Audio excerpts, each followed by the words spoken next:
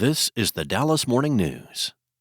It's Tuesday, March 4th. Waking up to a few strong thunderstorms in the area this morning. It will be a bit windy today, and there's also a chance of an isolated tornado along with some hail.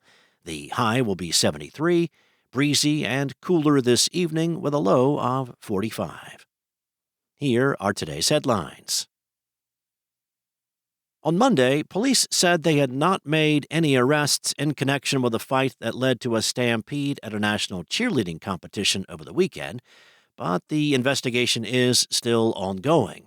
Officers responded about 1 p.m. Saturday to reports of an active shooter at the downtown Dallas Convention Center, where the NCAA All-Star National Championship was being held. It was determined a fight broke out between two people, which led to multiple poles being knocked down. The loud noise caused panic, and people rushed outside in a stampede.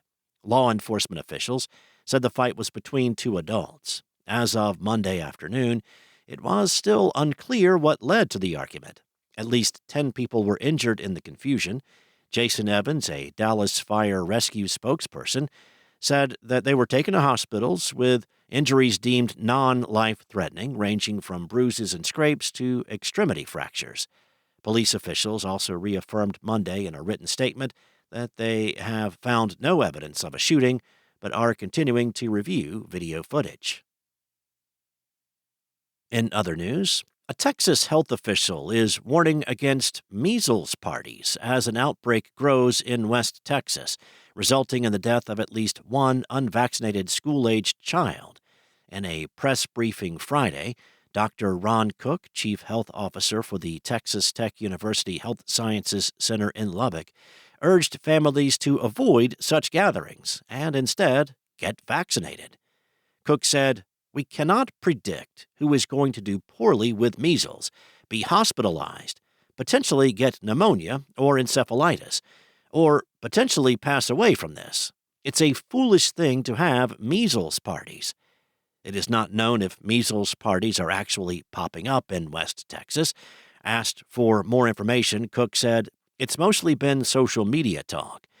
Measles parties echo chickenpox parties from decades ago, when people would deliberately expose themselves or others to someone with a confirmed case in an attempt to spread the virus in a controlled environment.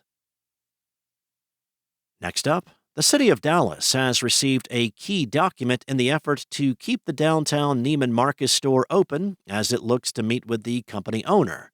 On Monday, the city secured the deed for the property of Slaughter Partners, a landlord that had held the ground underneath the store. As of Thursday evening, Saks said it still plans to close the historic downtown department store. The move comes after the luxury retailer said last week it has not received any documentation regarding an agreement between Slaughter Partners and the City of Dallas, and how this new agreement would affect the property, its other owners, and the store's ability to operate.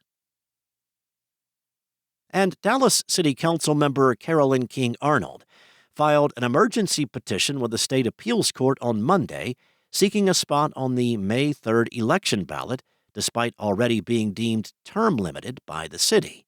In her petition, Arnold says a city charter amendment approved by voters in November that sets stricter term limits on elected officials should not apply to her because the new rules do not say they cover past and current council members. Since Arnold has not served any terms since the charter amendment passed, she argues that the city secretary has a legal ministerial duty to put the incumbent on the ballot. Thanks for listening. For more on today's stories and the latest breaking news, visit dallasnews.com. Enjoy your day, and I'll be back tomorrow with more from the Dallas Morning News.